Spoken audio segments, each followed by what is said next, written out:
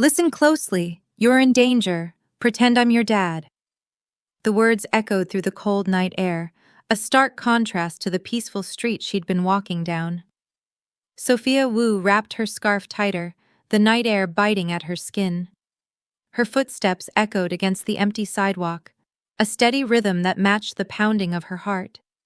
It was late, too late to be out walking alone.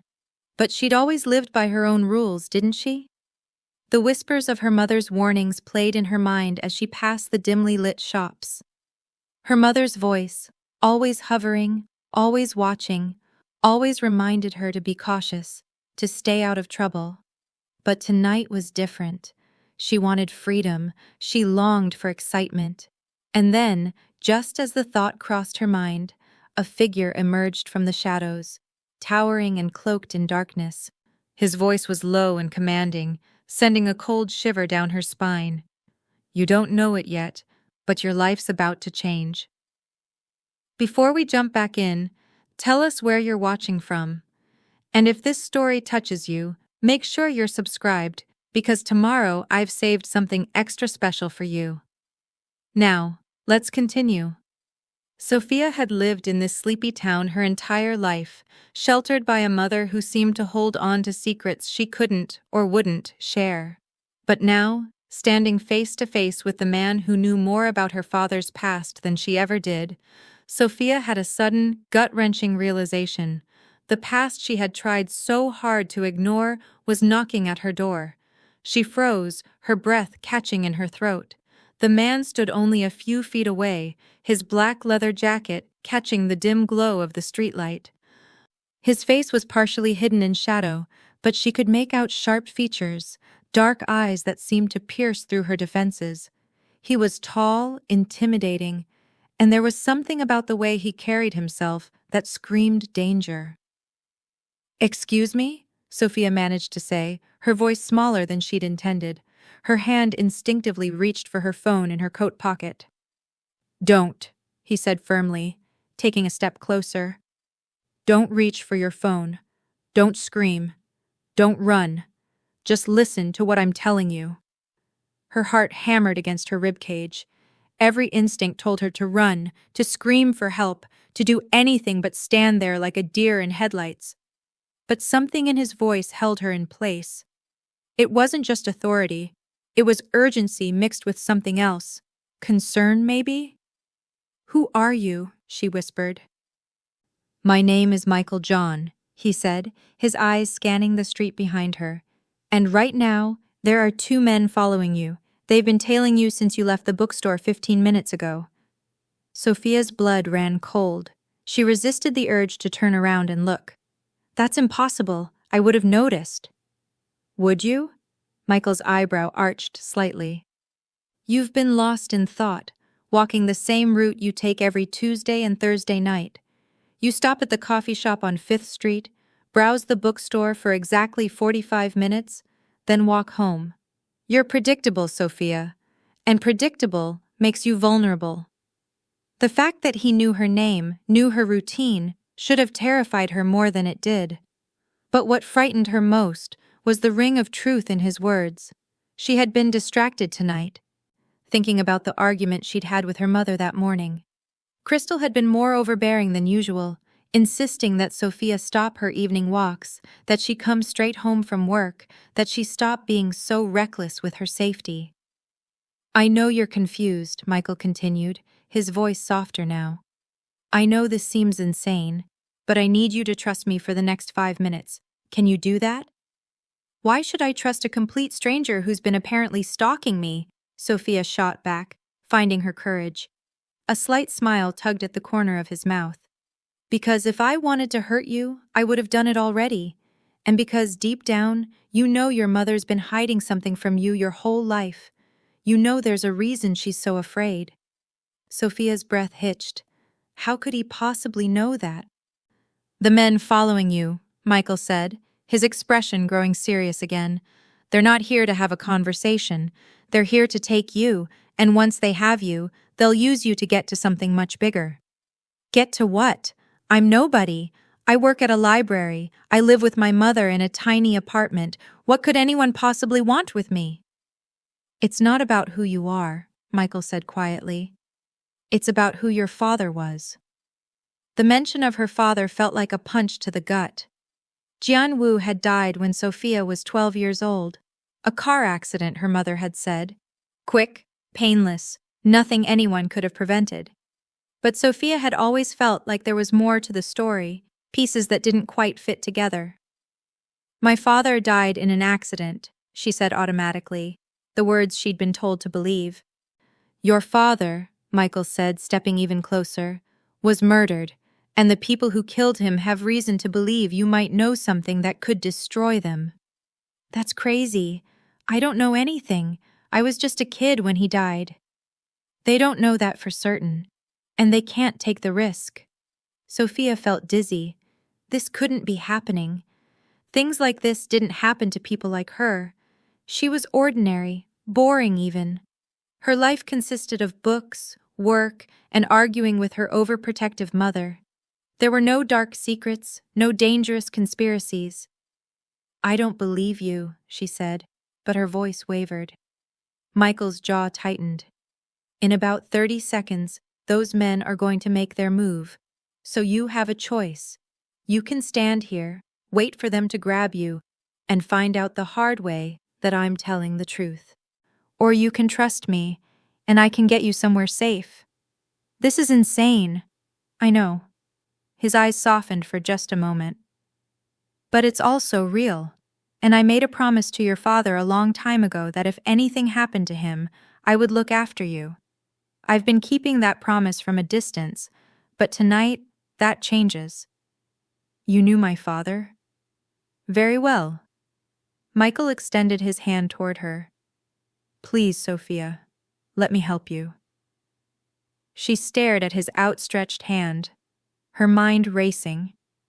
Everything in her logical brain screamed that this was crazy, that she should run in the opposite direction. But there was something in his eyes, a sincerity that she couldn't ignore. And underneath all her denial, there was a small voice that had always known her mother was keeping secrets. What do I have to do? She heard herself ask. When I tell you to, you're going to put your arm through mine, smile, and call me Dad. We're going to walk together like we've done this 1,000 times. Can you do that? Her mouth felt dry. And then what? Then I get you somewhere safe, and I explain everything. Sophia looked into his eyes, searching for any sign of deception. All she found was determination and something that looked almost like guilt. Okay, she whispered. Michael nodded, then raised his voice slightly, his entire demeanor shifting. There you are. Your mother was worried sick. Come on, let's get you home. Playing along felt surreal, but Sophia slipped her arm through his. His muscles were tense beneath the leather jacket, coiled like a spring ready to release.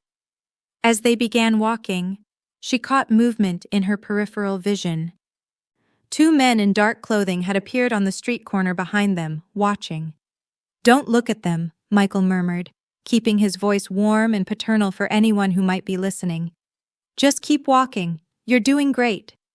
They turned down a side street, and Michael's pace quickened slightly.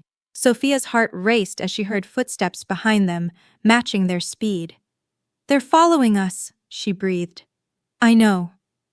Michael's hand moved to the small of her back, protective and guiding. My car is just ahead. When we get there, you're going to get in quickly. No hesitation. Understand? She nodded, unable to speak past the fear clenching her throat. A sleek black car materialized ahead, and Michael pulled out a key fob. The locks clicked open. In one smooth motion, he opened the passenger door and guided Sophia inside before rounding to the driver's side. As he started the engine, one of the men broke into a run toward them. Hold on, Michael said calmly, and pulled out into the street with practiced precision. Sophia twisted in her seat, watching as the 2 men grew smaller in the rearview mirror. One of them pulled out a phone, already making a call. They know who you are now, she said, her voice shaking. They already knew who I was, Michael replied, his eyes fixed on the road. That's why they're backing off. But this isn't over, Sophia. It's only just beginning. She turned to face forward, watching the familiar streets of her hometown blur past the window. Everything she'd known, every assumption she'd made about her life, was crumbling. And sitting next to her was a dangerous stranger who claimed to have known her father, who said he'd been watching over her, who had just saved her from something she still didn't fully understand. "Where are you taking me?" she asked quietly. "Somewhere we can talk without being interrupted," Michael said. "Somewhere I can tell you the truth about your father, about the world he was part of, and about why your life will never be the same." Sophia leaned back against the seat, her mind reeling. She thought of her mother, who would be frantic when she didn't come home. She thought of her quiet, predictable life that had felt suffocating just an hour ago. She'd wanted excitement, wanted something to break the monotony. "Be careful what you wish for," she thought bitterly. As the car carried her deeper into the night, away from everything she knew, Sophia realized that her life had just been divided into two parts before Michael John appeared in that darkened street, and after. And she had a sinking feeling that there was no going back. The safe house was nothing like Sophia expected. She'd imagined something dark and dingy, a basement hideout straight out of a crime movie. Instead, Michael led her into a modern apartment overlooking the city, all clean lines and minimalist furniture. Floor-to-ceiling windows offered a panoramic view of the glittering lights below. "You can relax," Michael said, shrugging off his leather jacket. Beneath it, he wore a simple black shirt that revealed a muscular build. "No one knows about this place except me." Sophia stood awkwardly near the door, her arms wrapped around herself. "Should I call my mother? She'll be worried." "Not yet." Michael moved to the kitchen and filled a kettle with water. "If you call her now, she'll panic. She'll demand you come home immediately, and she won't listen to reason. Trust me, I know your mother well enough to predict that." "You know my mother?" Sophia's eyes widened. "How?" "I know a lot of things, Sophia, and tonight, I'm going to tell you all of it." He set 2 mugs on the counter. "But first, you need to sit down. This is going to be difficult to hear." She hesitated, then moved to the leather sofa, perching on the edge like a bird ready to take flight. Her mind still couldn't quite process what had happened. 20 minutes ago, she'd been a normal woman walking home from the bookstore. Now she was in a stranger's apartment, hiding from men who apparently wanted to kidnap her. Michael brought over 2 mugs of tea and sat in the chair across from her, maintaining a respectful distance. The gesture surprised her. For someone so dangerous, so commanding, he was being remarkably gentle. "Where do I even start?" he murmured, more to himself than to her. "Start with my father," Sophia said firmly. "You said he was murdered. You said you knew him, so start there." Michael nodded slowly, his dark eyes studying her face. "Jian Wu was one of the most brilliant men I've ever known. Strategic, fearless, loyal to those he cared about. He was also deeply involved in an organization called the Dragon's Shadow." "What's the Dragon's Shadow?" "A mafia syndicate." Michael's voice was matter-of-fact. "One of the most powerful on the East Coast. Your father wasn't just a member, Sophia. He was high up in the ranks. One of the inner circle." The words hung in the air between them. Sophia felt like she'd been plunged into ice water. "No, that's not possible. My father was a businessman. He worked in imports and exports." "That's what he told your mother to tell you," Michael said quietly. "And technically, it wasn't a complete lie. The Dragon's Shadow controls a significant portion of the import business in this region, but the goods they import aren't always legal." Sophia set down her mug with shaking hands. A memory surfaced, unbidden. She was 8 years old, coming downstairs for a glass of water in the middle of the night. Her father had been on the phone in his study, speaking in rapid Mandarin. When he'd noticed her, his expression had shifted instantly from hard and cold to warm and loving. He'd hung up quickly, scooped her into his arms, and carried her back to bed. At the time, she'd thought nothing of it, but now the memory took on new meaning. "I don't believe you," she said, but the conviction had left her voice. Your mother tried to protect you from the truth, Michael continued.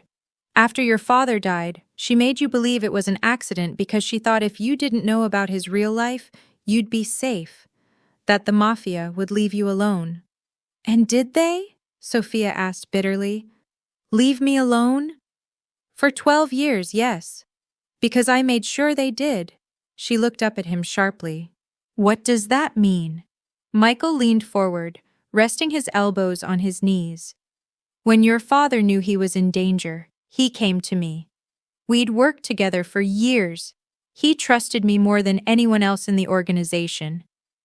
And he made me promise that if anything happened to him, I would watch over you and your mother, make sure you stayed safe. So you've been watching me for 12 years? The thought should have creeped her out, but instead, it made something click into place. Small things she'd noticed over the years. The man who'd scared off a mugger when she was 16. The mysterious payment that had kept their apartment when her mother couldn't make rent. The way certain problems seemed to resolve themselves. From a distance, Michael confirmed. I had people keep tabs on you, make sure you weren't in danger, and for a long time it worked. The people who killed your father believed the secret he'd been protecting died with him. But recently, something changed. What secret? Sophia demanded. What was he protecting? Evidence, Michael said. Your father had been documenting everything. Names, dates, transactions, crimes. He was planning to leave the Dragon's Shadow, to take you and your mother and disappear, start over somewhere safe. But before he could, someone betrayed him. Sophia's chest tightened. Another memory surfaced. This one was hazier, from the days right before her father died. She remembered him being tense, distracted. She'd found him once, staring at a photograph, and when she'd asked what was wrong, he'd pulled her close and told her he loved her more than anything in the world. I love you more than life itself, little bird, he'd said, using his pet name for her. Don't ever forget that. No matter what anyone tells you about me someday, remember that everything I did was to protect you and your mother. At the time, she'd been confused by the intensity in his voice. Now tears pricked at her eyes. Who killed him? She whispered. A rival faction within the organization, led by a man named Luciano Ferraro. Michael's jaw tightened as he said the name. Ferraro wanted control of the Dragon's Shadow. Your father stood in his way. And when Gian decided to leave, to potentially expose the organization, Ferraro saw an opportunity. It wasn't a car accident, was it? No. Michael's voice was soft. I'm sorry, Sophia. It was made to look like one, but it was an execution. Quick and clean. Your mother knew the truth, but she was terrified. Ferraro's people made it clear that if she said anything, if she went to the police, you would be next. Sophia stood abruptly, unable to sit still any longer. She walked to the windows, pressing her palm against the cool glass. Below, the city sprawled out like a living organism, completely unaware of the dark currents running beneath its surface. My whole life has been a lie, she said numbly.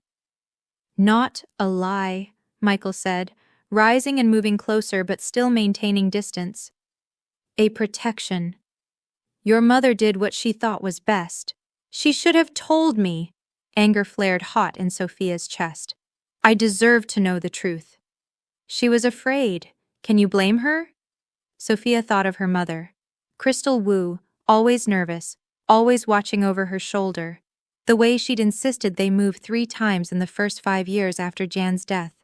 The way she'd never let Sophia stay out late, never let her date, never let her live a normal life. It had always felt like paranoia. Now it felt like survival. Why now? Sophia turned to face Michael. You said something changed. Why are they coming after me now, after all these years? Michael's expression darkened. Because someone recently claimed that your father gave you the evidence before he died. That somewhere, hidden away, there's documentation of everything Ferraro has done. Names of politicians he's bought, records of murders he's ordered, proof of every crime the dragon's shadow has committed under his leadership. That's ridiculous. I don't have anything like that. I would know if I did. I believe you, Michael said. But Ferraro doesn't, and he can't take the risk. If that evidence exists and it comes to light, it would destroy him. He'd spend the rest of his life in prison, if he even survived that long. So he's decided to eliminate the problem. By eliminating me? Yes. The word hung heavy between them. Sophia wrapped her arms around herself again, suddenly cold despite the warm apartment. So what do I do? She asked quietly. Hide for the rest of my life? Michael moved closer, and this time when he spoke, there was steel in his voice. You have options. I can get you out of the country, set you up with a new identity, you and your mother both. You disappear, start over somewhere Ferraro can't reach you. Or you let me help you find the truth about what really happened to your father, figure out if this evidence actually exists, and if it does, we use it to bring Ferraro down once and for all. Sophia stared at him. That's insane. You're talking about going to war with the Mafia. I'm talking about ending this, Michael corrected. About making sure you never have to look over your shoulder again. About getting justice for your father. Why? Sophia demanded. Why do you care so much? You said you'd protect me because my father asked you to, but this is beyond that. Why would you risk your life for this? Something flickered in Michael's eyes. Pain, perhaps, or guilt. Because I was there the night your father died, he said quietly. I was supposed to meet him. He called me, said he needed help, that someone was following him. But I was late. By the time I got there, it was already over. He looked away. I've spent 12 years wishing I'd been faster, wishing I'd saved him. I can't change the past, Sophia. But I can keep my promise to him. I can protect you, even if I couldn't protect him. The raw honesty in his voice caught Sophia off guard. This dangerous man, this mafia enforcer, carried guilt that had shaped 12 years of his life. He'd been watching over her all this time, not just out of obligation, but out of grief. I need to think, she said finally. Michael nodded. You can stay here tonight. The bedroom is through that door. Tomorrow I'll take you to your mother. The two of you can decide together what you want to do. But Sophia, his eyes met hers, intense and serious. You need to understand something. Those men who were following you tonight, they know what you look like now. They know where you live, where you work. Whether you choose to fight or to run, your old life is over. There's no going back to how things were. Sophia nodded slowly, letting the weight of his words settle over her. He was right. Everything had changed the moment he'd stepped out of those shadows. The question now was what she would do with that change. Get some rest, Michael said gently. Tomorrow, we face what comes next. As Sophia walked to the bedroom, she paused at the door and looked back at him. Thank you for saving me tonight. Always, Michael said simply. I'll always protect you. That's a promise. She closed the door behind her and sank onto the bed, her mind spinning with revelations. Her father, a mafia member. Her life, built on protective lies. And Michael, a guardian she'd never known existed. Sleep would be impossible tonight. But as she lay in the darkness, one thing became crystal clear. She needed answers, real ones. And if the only way to get them was to dive into the dangerous world her father had tried to shield her from, then that was exactly what she'd do. Sophia woke to sunlight streaming through unfamiliar windows. For a moment, she forgot where she was. Then the events of last night came rushing back, and her stomach knotted with anxiety. She found Michael in the kitchen, already dressed, pouring coffee into a travel mug. He looked up when she entered, and she was struck again by how different he seemed in the morning light.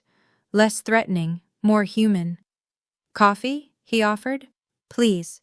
She accepted the mug gratefully, wrapping her hands around its warmth. "Did you sleep?" "Enough." He studied her face. "Did you?" "Not really." Sophia took a sip, gathering her courage. "I want to talk to my mother. I need to hear the truth from her." Michael nodded as if he'd expected this. "I figured you would. I already called her this morning, told her you were safe and that we'd be coming by." "You what?" Sophia's voice rose. "She must be losing her mind. What did you tell her?" "I told her that you know," Michael said calmly. "About your father. About everything. And that it was time the three of us had a conversation." "How did she react?" Something flickered across Michael's face. "She wasn't surprised. I think part of her has been waiting for this day for 12 years. The drive to Sophia's apartment felt surreal. She'd taken this route thousands of times, but now everything looked different. The coffee shop where she usually stopped, the park where she'd played as a child, the grocery store where her mother shopped every Sunday. All of it was the same, yet completely transformed by the knowledge she now carried. Michael parked down the block, his eyes scanning the area before he let her exit the car. "Stay close to me," he instructed. Ferraro's men could be watching. They climbed the stairs to the third-floor apartment. Sophia's hands trembled as she reached for her keys, but the door opened before she could use them. Crystal Wu stood in the doorway, her face pale and drawn. She looked like she'd aged 10 years overnight. Her dark hair, usually neat in a bun, hung loose around her shoulders.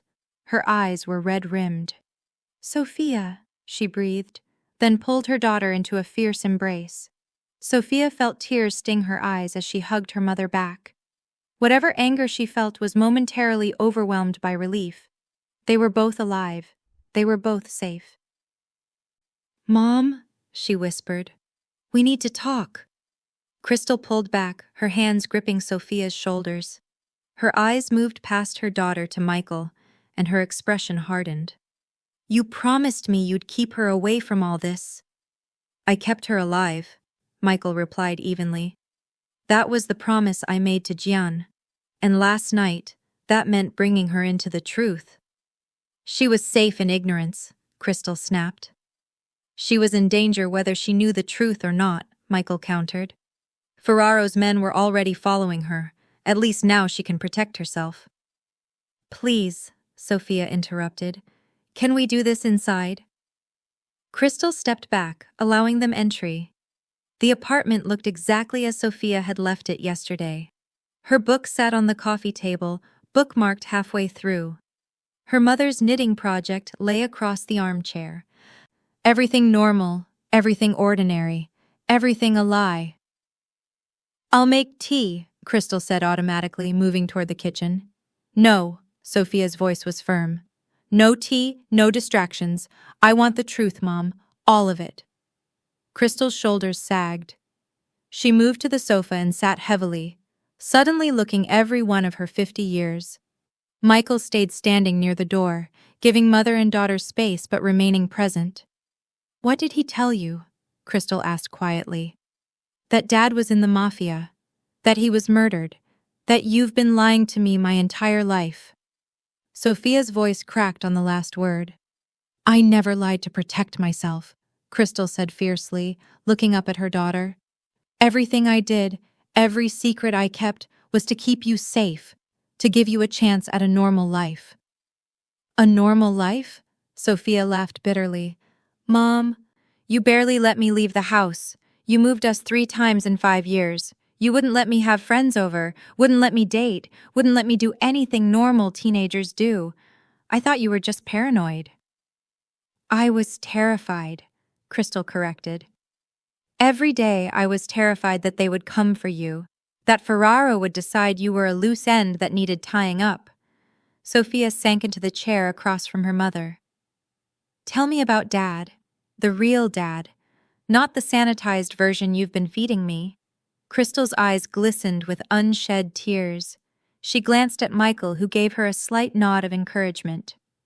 "Your father," she began slowly, "was the kindest man I ever met. And yes, he was also part of the dragon's shadow. She took a shaky breath. When I met him, I didn't know about that side of his life. He was charming, successful, attentive. We fell in love quickly. By the time I learned the truth about what he really did, I was already pregnant with you. Sophia's breath caught. Did you try to leave him? I thought about it, Crystal admitted. But Gian swore to me that he would get out, that he'd find a way to leave the organization and give us a legitimate life. And I believed him because I loved him, because I wanted to believe. But he didn't get out. He tried. Crystal's voice broke. God, he tried so hard. For years he worked on finding a way out that wouldn't get us all killed. You have to understand, Sophia. The dragon's shadow doesn't just let people leave. Once you're in for life. The only way out is death. Michael shifted by the door, and both women looked at him. Your father was smart, he said. He knew he needed leverage, insurance, so he started documenting everything. Crystal's eyes widened. You knew about that? I suspected. He was too careful, too meticulous. He wouldn't have tried to leave without a backup plan. What kind of documentation? Sophia asked. Records, Crystal said softly. Financial transactions, recordings of meetings, photographs, evidence of crimes that could bring down not just the dragon's shadow, but half the corrupt officials in the state. He told me it was our insurance policy, that if anything happened to him, I could use it to protect us. Sophia leaned forward. So it exists? This evidence? I don't know. Crystal looked genuinely confused. After your father died, I looked everywhere. I tore apart his office, checked every hiding place I could think of. I never found anything. I assumed either it didn't exist or Ferraro's people found it first. Or your father hid it somewhere even you didn't know about, Michael suggested. Somewhere safe. Why would he do that? Sophia asked. Why not tell Mom where it was? Because the dragon's shadow has ways of making people talk, Michael said grimly. If Crystal didn't know where it was, she couldn't tell them even if they tortured her for the information. Crystal flinched at the word, and Sophia felt sick. Did they? Sophia asked her mother. Did they hurt you? They questioned me, Crystal said carefully, after your father died. Ferraro himself came to our house. He was very polite, very sympathetic. He offered condolences and asked if Gian had left anything for me. Any packages, any documents, anything unusual. I told him no, which was the truth. He seemed to believe me. She looked down at her hands. But he also made it very clear that if I went to the police, if I said anything about how Gian really died, you would suffer for it. So I kept quiet. I protected you the only way I knew how. Sophia moved to sit beside her mother, taking her hand. I'm not angry at you, Mom. I'm angry at this situation, at the people who did this to our family. You should be angry at me, Crystal said, tears finally spilling down her cheeks. I should have taken you and run the moment your father died. I should have gotten you far away from here. They would have found us, Michael said quietly. Ferraro has a long reach. Running only works if you know how to disappear properly. Sophia looked up at him. And you know how to do that? I do. Is that what you think we should do? Disappear? Michael met her gaze steadily. I think you have a choice. Run and spend the rest of your lives looking over your shoulders. Or find that evidence and use it to end this once and for all. Absolutely not, Crystal said sharply, standing up. I won't let you drag my daughter into a war with the Mafia. Mom, I'm already in it, Sophia said. They know about me now. Michael said those men saw me last night. Whether I want to be involved or not, I am. Then we run, Crystal insisted. Michael, you said you could get us out. New identities, new lives. Let's do that. And what about the next person Ferraro targets? Sophia asked. What about the next family he destroys? Don't we have a responsibility to stop him if we can? Your responsibility is to survive, Crystal said desperately. That's all that matters. Sophia stood and walked to her childhood bedroom. She could feel both Michael and her mother watching her, but neither tried to stop her. She went to her mother's closet, the one that had once belonged to her father. Crystal had kept some of his things, unable to let go completely. On the top shelf, hidden behind winter blankets, was a box Sophia had only seen once or twice. She pulled it down and carried it back to the living room. "Sophia, don't!" Crystal said weakly. But Sophia was already opening it. Inside were photographs, documents, personal effects. She sifted through them carefully, her father's watch, his wedding ring, a tie clip she remembered him wearing, and then, at the bottom, a photograph that made her freeze. It showed a lavish party, all glittering chandeliers and expensive suits. In the center of the photo stood her father, younger and vibrant, his arm around another man's shoulders. The other man was laughing at something off camera, and standing just to the left was Michael, younger but unmistakable. But it was the man on the far right that made Sophia's blood run cold. He had sharp features, silver hair, and cold eyes that seemed to stare directly at the camera. There was something predatory about him, something that made her skin crawl even through a photograph. "Who is this?" she asked, pointing to the silver-haired man. Michael moved closer to look. His jaw tightened. "That's Luciano Ferraro." Sophia stared at the photo. This was the man who had killed her father, the man who wanted her dead. He looked so normal, so civilized in his expensive suit. But she could see it now, the hardness in his eyes, the cruelty in his smile. "When was this taken?" she asked her mother. Crystal looked at the photo and closed her eyes. "About a year before your father died. It was a celebration, some kind of anniversary for the organization. Your father didn't want to go, but it would have been suspicious if he didn't." "He looks happy here," Sophia observed, studying her father's face. "He was good at pretending," Crystal said softly. "He had to be." Sophia turned the photo over. On the back, in her father's handwriting, were words that made her heart race. "Remember this night, little bird. The truth is always hidden in plain sight." Little Bird, his pet name for her. "He left me a message," Sophia whispered. "This photo, it's a clue." Michael took the photograph, examining it closely. "The truth is always hidden in plain sight," he repeated. "What does that mean?" "I don't know," Sophia admitted. "But he wrote this for me. He knew I'd find it someday." Crystal was shaking her head. "This is exactly what I was afraid of. Sophia, please, let's just leave. Forget about the photo. Forget about the evidence. Your father would want you safe." "My father would want justice," Sophia said firmly. "And he left me this message for a reason. He trusted me to figure it out." She looked at Michael. "You said I had a choice. Run or fight. I'm choosing to fight. I'm choosing to find out what my father wanted me to know and use it to bring down the man who murdered him." "Sophia, no," Crystal pleaded. "Mom, I love you, but I can't spend the rest of my life hiding. I won't." Sophia's voice was steady now, certain. "Dad died trying to protect us.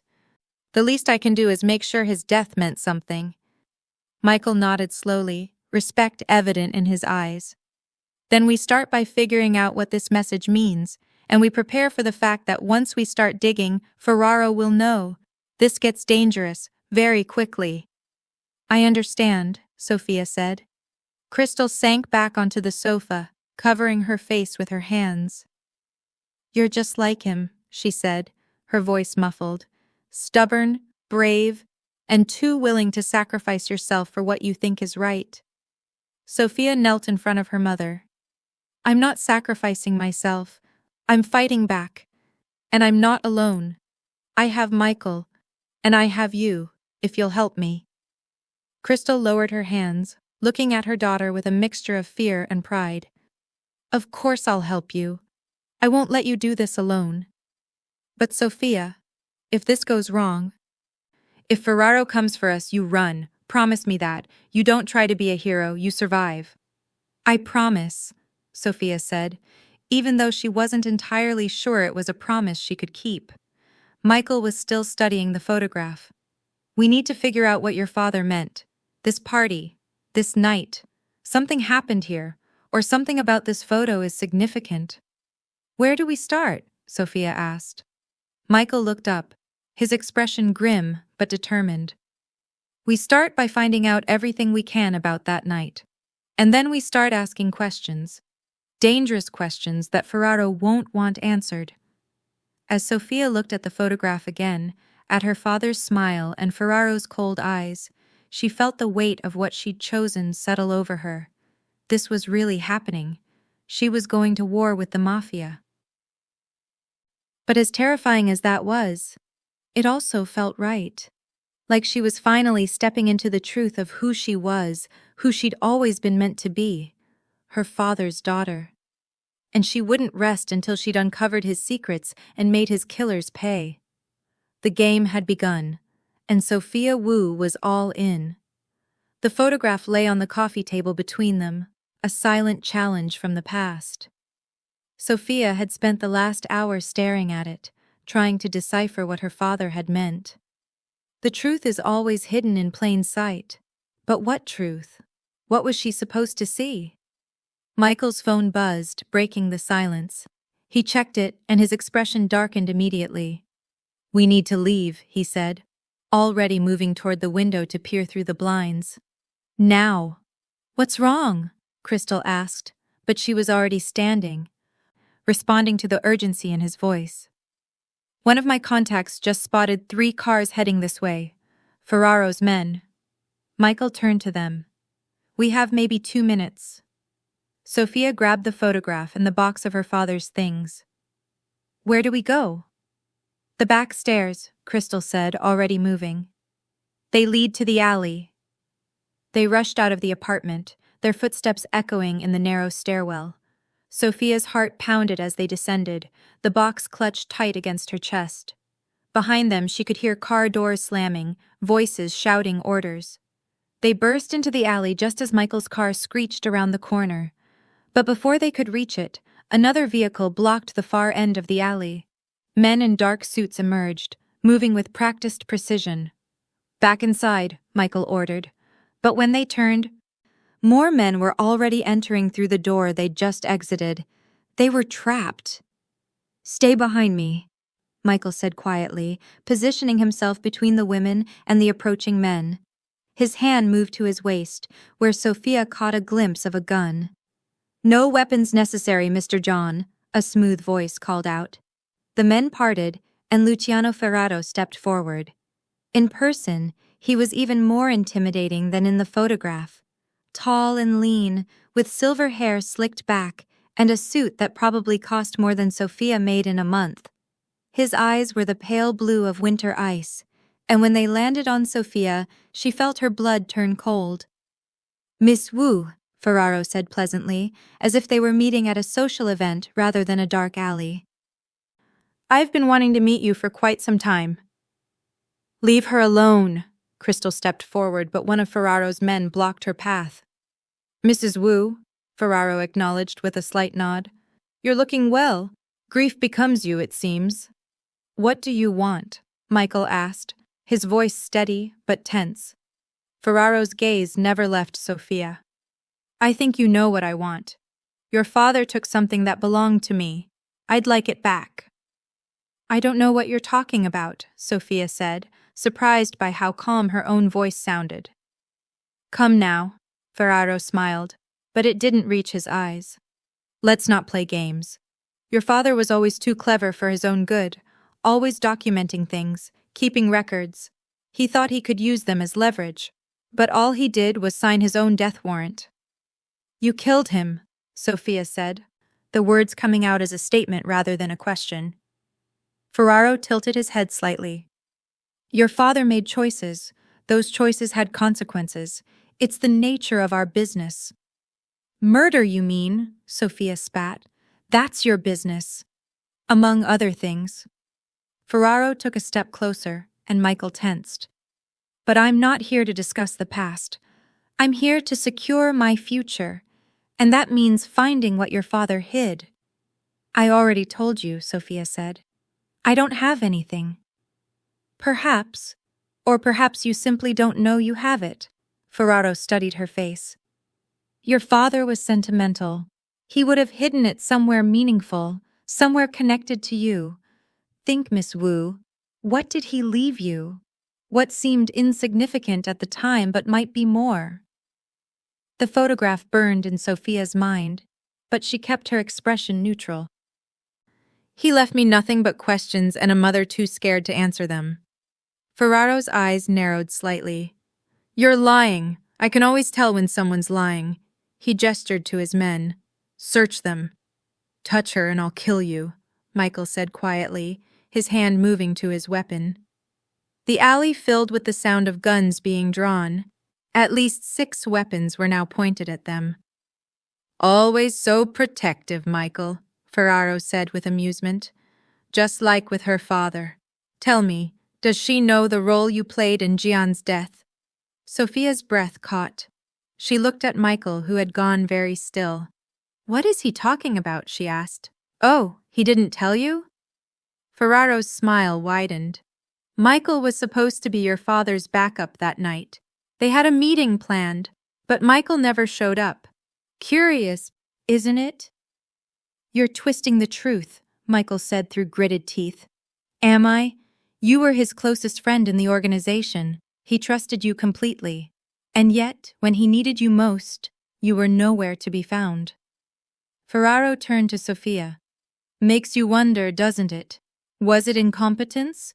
Or was it something more deliberate? Shut up, Michael snarled. The truth hurts, doesn't it? Ferraro continued. You've been playing protector all these years out of guilt, because you know that if you'd been there that night, Jian Wu might still be alive. Sophia felt the ground shift beneath her feet. She looked at Michael, searching his face. The pain she saw there told her that at least part of what Ferraro was saying was true. Enough games, Ferraro said, his jovial tone disappearing. I'll make this simple. You have 48 hours to find what your father hid and bring it to me. If you don't, I'll kill your mother first, slowly, and make you watch. Then it'll be your turn. You're threatening us in broad daylight? Crystal said, her voice shaking with anger. There are laws. Ferraro laughed, a cold sound that echoed off the alley walls. Laws? Mrs. Wu, I own judges, police commissioners, politicians. The law is what I say it is. He pulled out a card and held it out to Sophia. 48 hours. Call that number when you have what I want. Sophia didn't move to take the card. After a moment, Ferraro let it flutter to the ground. Oh, and Michael? Ferraro said as he turned to leave. I'd be careful if I were you. Your protection only extends so far. And if they don't deliver, you'll share their fate. After all, we both know you deserve it. With that, he walked away, his men falling into formation around him. Within moments, the alley was empty except for Sophia, Crystal, and Michael. Sophia immediately rounded on Michael. What did he mean? What role did you play in my father's death? Michael's face was ashen. I told you the truth. I was supposed to meet him that night. He called me, said he was in trouble, but I was dealing with another situation, another member of the organization who needed help. By the time I got to your father, he trailed off, unable to finish. You chose someone else over him, Sophia said flatly. It wasn't like that. The other situation seemed more urgent. I thought your father could handle himself for a few more minutes. I was wrong. Michael's voice was raw with old pain. I've regretted that choice every day for 12 years. Crystal put a hand on Sophia's arm. Your father wouldn't have blamed him, Sophia. The life they lived, these things happened. The only one to blame is Ferraro. But Sophia pulled away from both of them. The photograph in her pocket felt like it weighed 1,000 pounds. 48 hours, she said. That's what we have. So we better figure out what my father's message means. Sophia, Michael started. No, she cut him off. I don't want to hear apologies or explanations right now. I want to find whatever my father hid and use it to destroy Ferraro. That's all that matters. She picked up Ferraro's card from the ground, her hands steady despite the chaos in her mind. And when we find it, we're not giving it to him. We're going to use it to bury him. Michael and Crystal exchanged worried glances, but Sophia was already walking toward Michael's car. "Are you coming?" she called back. "We have work to do." As they got into the car, Sophia pulled out the photograph again. Her father's message stared back at her. The truth is always hidden in plain sight. She studied every face, every detail of the lavish party. Somewhere in this image was the key to everything. "Where was this party held?" she asked Michael as he started the engine. "The Grand Meridian Hotel, downtown. Why?" "Because that's where we're going," Sophia said. "If my father wanted me to remember this night, to find the truth in plain sight, then maybe he hid something there." "That's a long shot," Michael said. "It's the only shot we have," Sophia replied. "And we're running out of time." As they drove through the city streets, Sophia couldn't shake the feeling that they were being watched. Ferraro's threat hung over them like a storm cloud. 48 hours to find something that might not even exist. 48 hours to save their lives. But as scared as she was, Sophia also felt something else. Determination. Her father had been murdered. Her life had been built on lies. And now a mafia boss was threatening everyone she loved. She was done being the victim in this story. "When we find the evidence," she said quietly, "we're going to need help. Ferraro owns the local police, the judges. Who can we trust?" Michael glanced at her in the rearview mirror. "I know someone. FBI. Clean, untouchable. If we can get him solid evidence, he can bring in a federal task force." "Ferraro's connections won't mean anything then." "Good," Sophia said, "because when this is over, I want Ferraro to pay for everything he's done, every life he's destroyed, every family he's torn apart." Crystal reached over and squeezed her daughter's hand. "Your father would be proud of you, but he'd also want you to be careful. Ferraro is dangerous, more dangerous than you can imagine." "I know," Sophia said, "but so was Dad, apparently, and I'm his daughter." The Grand Meridian Hotel loomed ahead, its glass and steel facade reflecting the afternoon sun. Somewhere in that building, Sophia hoped, was the key to everything. The truth her father had died trying to protect. As they pulled into the parking garage, none of them noticed the black sedan that had been following them since they left the alley. Inside, one of Ferraro's men picked up his phone. "They're at the Grand Meridian," he reported. "Should we move in?" "No," came Ferraro's voice through the speaker. "Let them search. Let them find what Gian hid. It'll be easier to take it from them once they've done the hard work, but don't let them out of your sight." The man settled back in his seat, eyes fixed on Michael's car. The game was far from over. In fact, it was just beginning. The Grand Meridian Hotel stood like a monument to excess, all marble floors and crystal chandeliers. Sophia felt out of place in her simple jeans and jacket, but Michael walked through the lobby as if he owned it. Several staff members nodded at him in recognition. "You come here often?" Sophia asked quietly. "The Dragon's Shadow conducts a lot of business here," Michael replied, his eyes scanning the space. "Or used to, anyway." They approached the concierge desk, where an elderly man in a crisp uniform smiled at Michael with genuine warmth.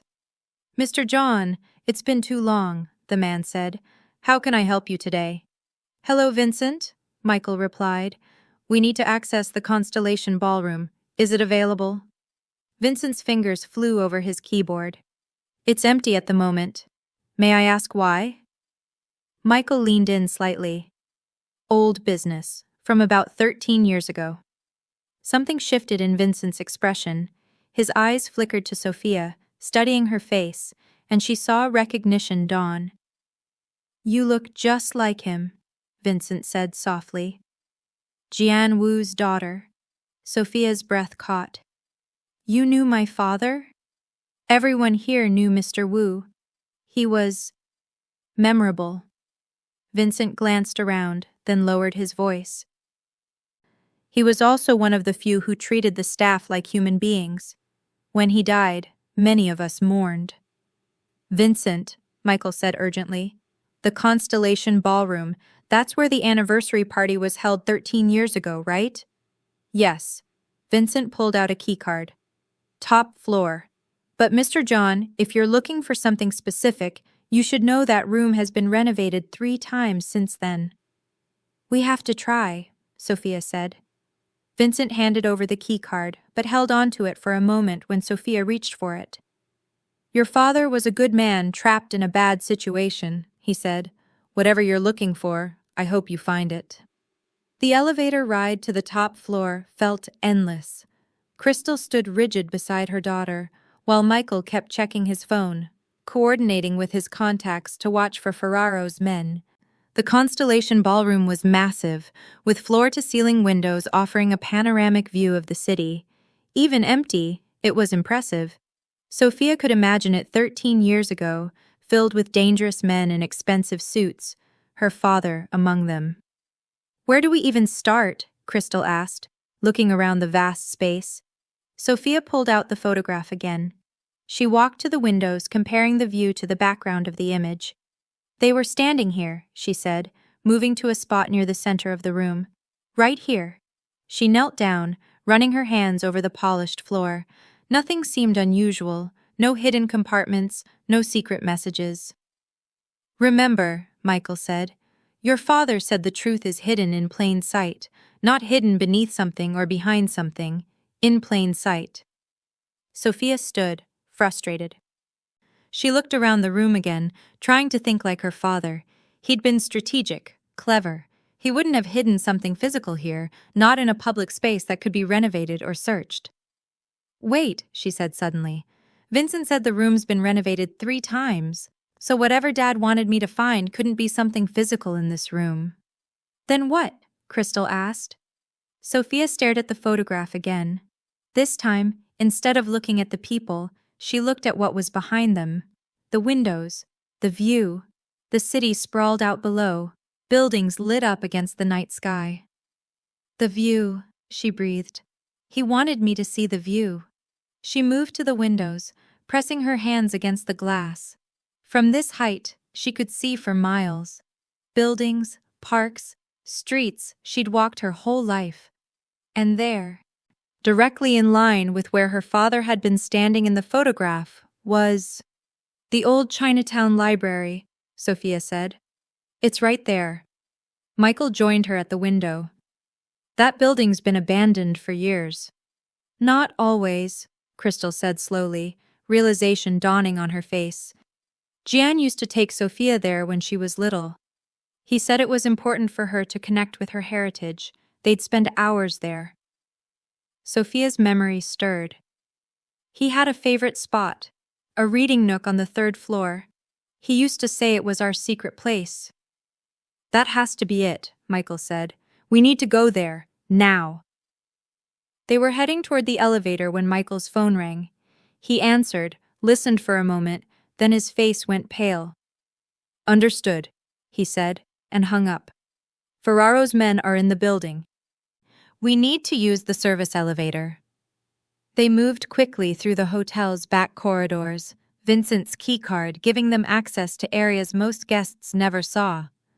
Sophia's heart pounded as they descended, expecting Ferraro's men to appear at any moment. They made it to the parking garage without incident, but as they approached Michael's car, he suddenly stopped. Get back, he hissed, pushing both women behind a concrete pillar. 3 men were standing near his car, one of them bent down examining something underneath it. They're checking for tracking devices, Michael whispered, or planting one. Is there another way out? Sophia asked. On foot, yes, but we'd be vulnerable on the street. I have an idea, Crystal said suddenly. She pulled out her phone and dialed. Rita, it's Crystal. I need a favor. Can you pick us up from the Grand Meridian? Service entrance. It's an emergency. She hung up and looked at them. My friend Rita. She doesn't know anything about this. We can trust her. 10 minutes later, they were in the back of Rita's minivan, heading toward Chinatown. Rita chattered about her grandchildren, oblivious to the tension in her passengers. Sophia kept looking back, watching for following cars, but the street seemed clear. The old library was a sad sight. Boarded windows, graffiti-covered walls, a condemned sign hanging crooked on the front door. It had been beautiful once, Sophia remembered. Red pillars, golden dragons carved into the door frames, shelves packed with books in Chinese and English. "How do we get in?" Crystal asked. Michael was already moving around the building's perimeter. "Fire escape. The ladder's still intact." They climbed carefully, the rusty metal creaking under their weight. Michael forced open a second-floor window, and they slipped inside. The interior was worse than the outside. Water damage had warped the floors, and mold crept up the walls. Most of the books were gone, either stolen or destroyed. Sophia felt a pang of sadness for the place that had meant so much to her childhood. "Third floor," she said, leading the way. The stairs groaned ominously, but held. The third floor was in better condition, drier, with some shelves still standing. Sophia moved through the space, memory guiding her feet, until she reached a corner where two walls met, creating a cozy alcove. "This was it," she said, "our secret place." The reading nook was empty, except for a built-in bench along one wall. Sophia ran her hands along it, feeling for anything unusual. Nothing.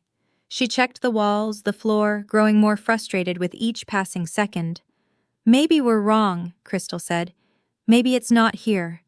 "No," Sophia insisted. "This meant something to him. To us." She sat on the bench, trying to remember. Her father would sit here with her, reading stories, teaching her Chinese characters. He'd point to the books and tell her that knowledge was the most powerful weapon in the world. The books. Sophia stood and examined the empty shelves. Most were bare, but in the highest corner, almost invisible behind a beam, was a single book. She had to stand on the bench to reach it. It was a Chinese-English dictionary, water-stained but intact. Her heart racing, she opened it. Inside, the pages had been hollowed out. Nestled in the carved space was a flash drive and a small key. "Oh my God," Crystal breathed. Sophia held up the items with trembling hands.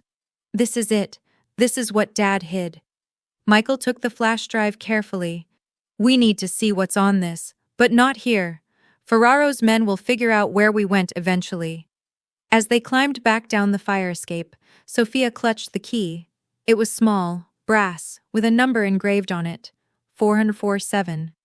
"Safety deposit box," Michael said when she showed him. "Your father was thorough. The flash drive is probably just part of what he saved." They were almost to the street when Sophia heard it, the sound of car engines growing closer, multiple vehicles. "Run," Michael said urgently. They sprinted down the alley, but it was too late. Cars screeched to a halt at both ends, trapping them. Again. But this time, it wasn't Ferraro who stepped out. It was a woman, tall and elegant, with steel-gray hair and eyes that reminded Sophia uncomfortably of a hawk.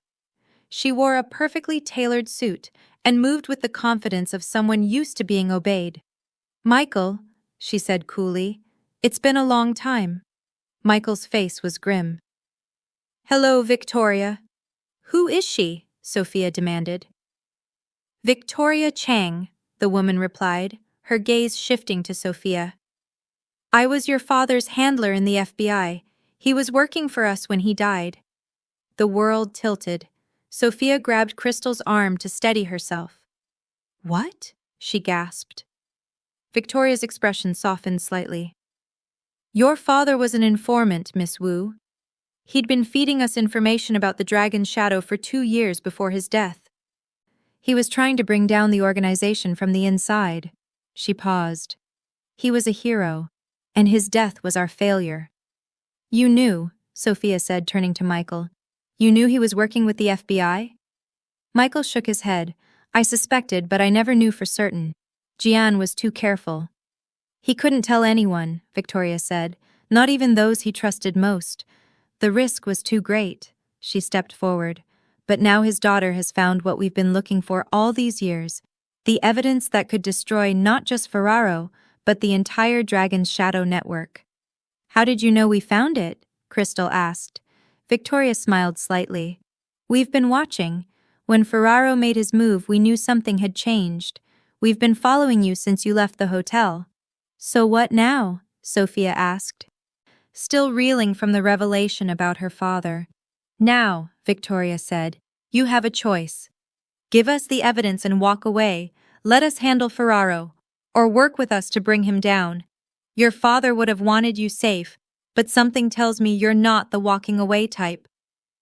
Sophia thought of her father, secretly working with the FBI, risking everything to bring down the organization he'd been trapped in. He'd died trying to do the right thing. I want to help, she said firmly. I want to finish what my father started. Victoria nodded approvingly. Then we'd better move. Ferraro's deadline is ticking, and we have a lot of work to do. As they got into Victoria's car, Sophia looked back at the abandoned library. Her father had hidden the truth in their secret place, knowing that someday she'd come looking. He'd trusted her to find it, to be strong enough to handle it. She wouldn't let him down. The flash drive weighed heavy in her pocket, full of secrets that could destroy an empire. Her father's legacy, her inheritance, and possibly her death sentence if Ferraro found out what she'd discovered. Victoria's safe house was nothing like what Sophia expected from the FBI. Instead of some sterile government building, she led them to a brownstone in a quiet residential neighborhood. It looked completely ordinary from the outside, just another family home. The best safe houses are the ones that don't look like safe houses, Victoria explained as she unlocked multiple deadbolts. Inside, however, the differences became clear. Security monitors lined one wall, showing feeds from cameras around the property. Electronic equipment filled another room. And there were agents, at least 4 that Sophia could see, all armed and alert. We need to see what's on that flash drive, Victoria said, holding out her hand. Sophia hesitated, her fingers closing protectively around the device in her pocket. How do I know you're really FBI? How do I know you're not just another faction trying to get my father's evidence? Victoria smiled approvingly. Smart girl, your father would be proud. She pulled out her credentials, then made a phone call. Director? Yes, I have her. She needs confirmation. She handed the phone to Sophia. The voice on the other end was one Sophia recognized from news broadcasts. The actual FBI director. After a brief conversation confirming Victoria's identity, Sophia handed back the phone, satisfied but overwhelmed. Now, Victoria said, the flash drive? Sophia gave it to her, and they gathered around a computer as Victoria inserted it. The screen filled with files. Hundreds of them. Financial records, photographs, audio recordings, documents. My God, Victoria breathed. This is everything. Every transaction, every murder, every bribe for the last 20 years. Michael leaned in, pointing at one folder. That's Ferraro's personal accounts. He's been skimming from the organization. Which means, Victoria said slowly, he's not just afraid of prison. If the other families find out he's been stealing from them, they'll kill him, Crystal finished. Sophia was reading through a document when something caught her eye. Wait, this says there's more evidence in a safety deposit box. She pulled out the key. Box 447. First National Bank, downtown branch, Michael said immediately. That's where the Dragon's Shadow keeps their legitimate accounts. Victoria stood. We need to get to that box before Ferraro figures out what we have. It's too dangerous, Crystal protested. Ferraro gave us 48 hours. We still have time to plan. Actually, one of the agents interrupted, looking at his phone.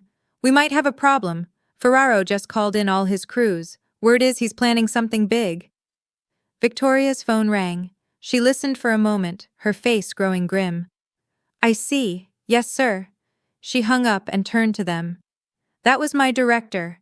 Ferraro has reached out through his lawyers. He wants to make a deal. What kind of deal? Sophia asked. He knows we have you in protective custody. He's offering to cooperate with our investigation, provide information on other crime families, in exchange for immunity and witness protection.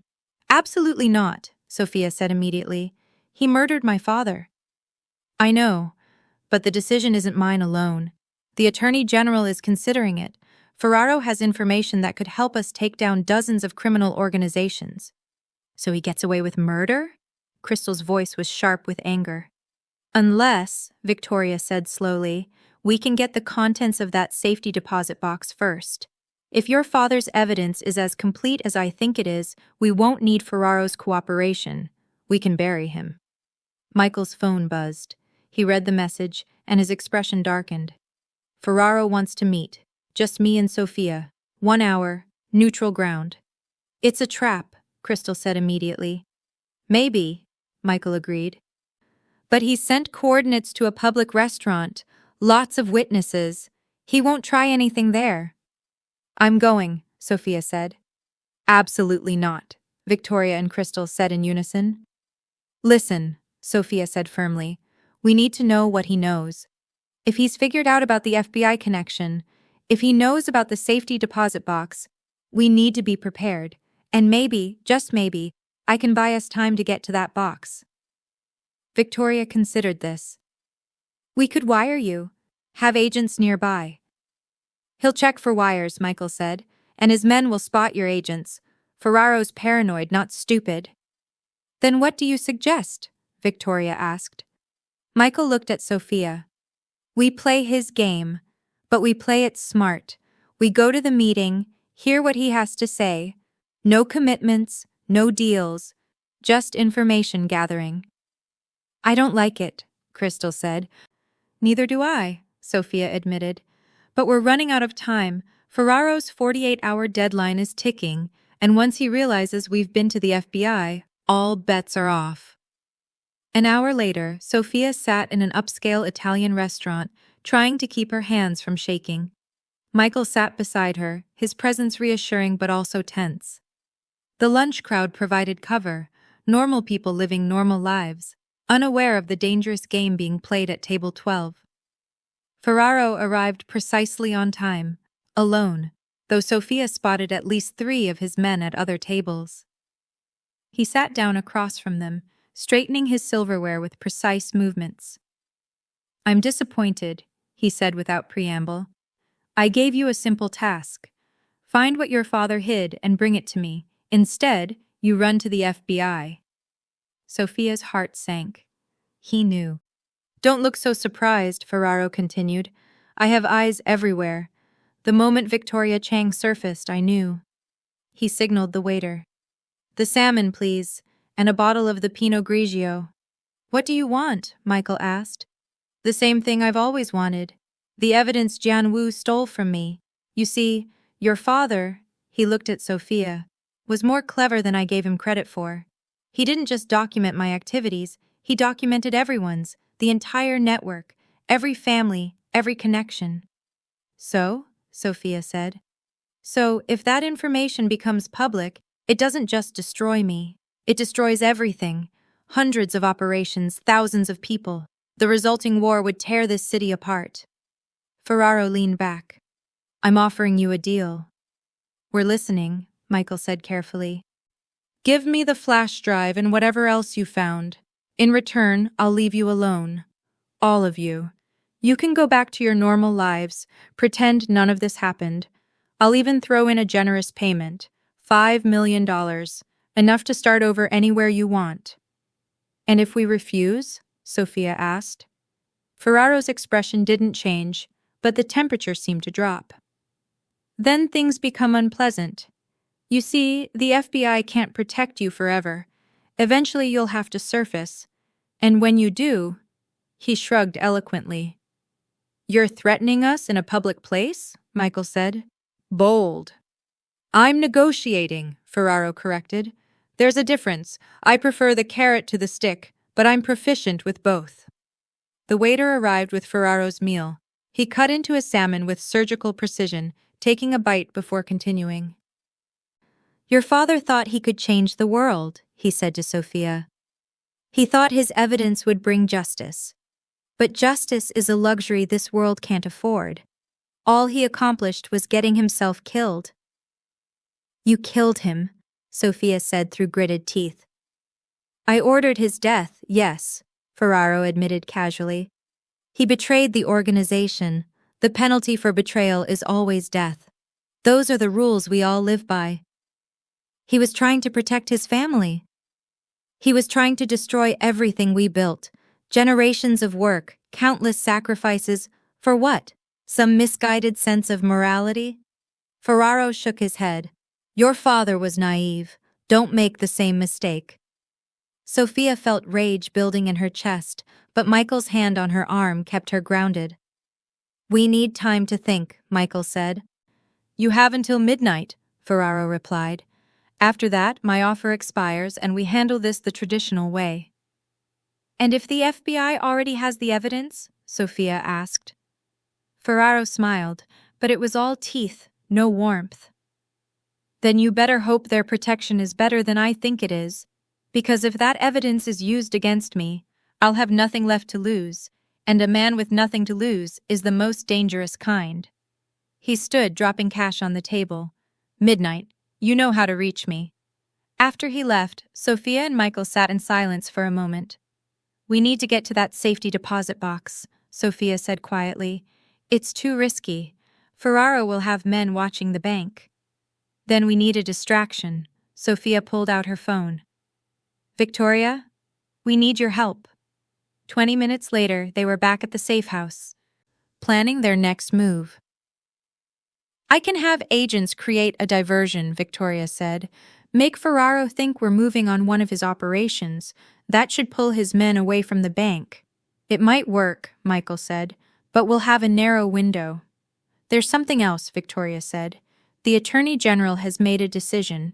If Ferraro's deal includes testifying against the other families, they're inclined to accept.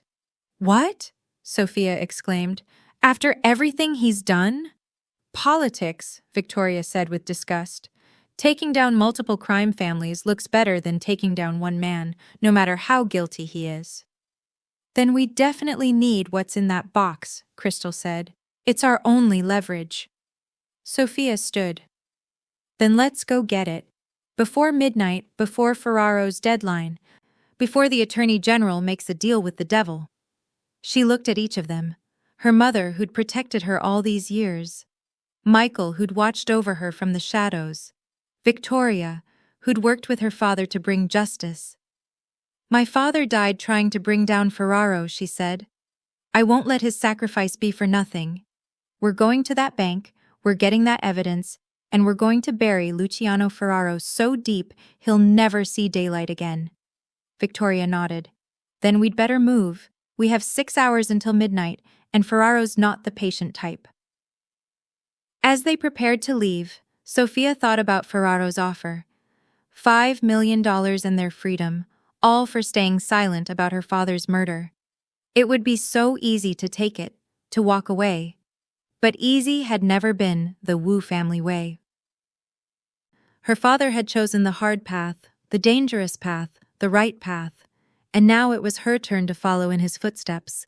The safety deposit box awaited, holding secrets that could topple an empire. All they had to do was get to it before Ferraro realized what they were planning. The clock was ticking. The plan was simple. At least it seemed simple when Victoria laid it out in the safe house. The FBI would stage a raid on one of Ferraro's warehouses on the south side, pulling his attention and his men away from downtown. Meanwhile, Sophia and Michael would slip into the bank and access the safety deposit box. Simple plans are the best plans, Victoria had said. Less to go wrong. But as Sophia sat in the car outside First National Bank, watching the afternoon sun glint off its glass doors, she couldn't shake the feeling that something was off. Too quiet, Michael muttered, echoing her thoughts. Ferraro always has men here. Where are they? The bank looked normal. Customers going in and out, the security guard at his post, everything exactly as it should be. which was exactly the problem. Maybe the diversion worked, Sophia suggested, though she didn't quite believe it herself. Michael's phone buzzed. He read the message and frowned. Victoria's team hit the warehouse. They found nothing. It was already empty. He knew, Sophia said, her stomach sinking. Ferraro knew about the raid. We should leave, Michael said, already reaching for the ignition. No. Sophia put her hand on his arm. We're here. We might not get another chance, and there are security cameras, guards, plenty of witnesses inside. Even Ferraro wouldn't try something in there. Michael looked unconvinced, but Sophia was already opening her door. 5 minutes, in and out. If anything feels wrong, we run. The bank's air conditioning hit them like a wall of cold. Sophia forced herself to walk normally, casually, just another customer. The key felt like it was burning a hole in her pocket. May I help you? The teller's smile was bright and professional. I need to access a safety deposit box, Sophia said, proud that her voice didn't shake. Of course.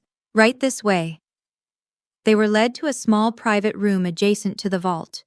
The teller checked Sophia's ID, verified the key, and then left them alone with the long metal box. Sophia's hands trembled slightly as she opened it. Inside were stacks of documents, more flash drives, and photographs. But what caught her attention was a letter on top, addressed to her in her father's handwriting. My little bird, it began. If you're reading this, then I'm gone, and you've finally learned the truth. We don't have time for that now, Michael said gently. We need to take everything and go. But Sophia was already scanning the letter, her eyes widening.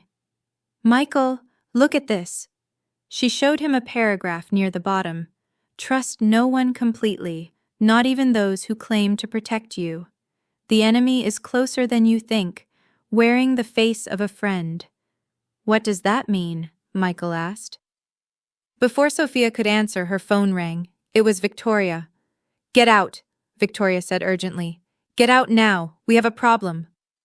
What kind of problem? One of my agents just went dark. The one who was supposed to be watching the bank's rear entrance. Ferraro's people could already be inside. Sophia grabbed everything from the box, shoving it into the bag she'd brought. They rushed out of the private room, trying not to run, trying not to draw attention. The bank lobby still looked normal, too normal. They were halfway to the door when Sophia saw him, one of Ferraro's men, standing by the ATMs, newspaper in hand, but his eyes tracking their movement. Don't look, Michael whispered. Just keep walking. They made it to the door, then to the car. Michael pulled out smoothly, professionally, even as Sophia saw more of Ferraro's men emerging from various positions around the bank. They let us go, she said, confused. Why did they let us go? Because Ferraro wants to know where we're taking the evidence, Michael said.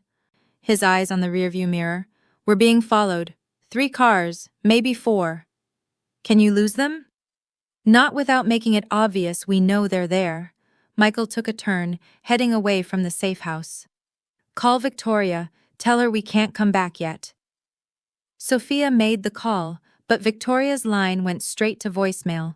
She tried again, same result. Something's wrong, she said. Michael's jaw tightened. We're going to Plan B. I have another safe house, one Victoria doesn't know about. They drove for 20 minutes, Michael taking seemingly random turns, doubling back until finally pulling into an underground parking garage. He led Sophia to a service elevator that required a special key. The apartment was sparse but functional.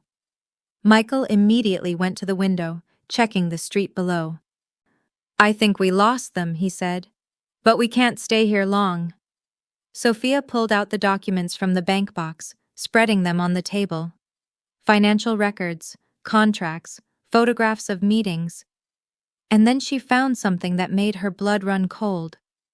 It was a photograph of Victoria Chang meeting with Ferraro, not in an official capacity, but at what looked like a private dinner.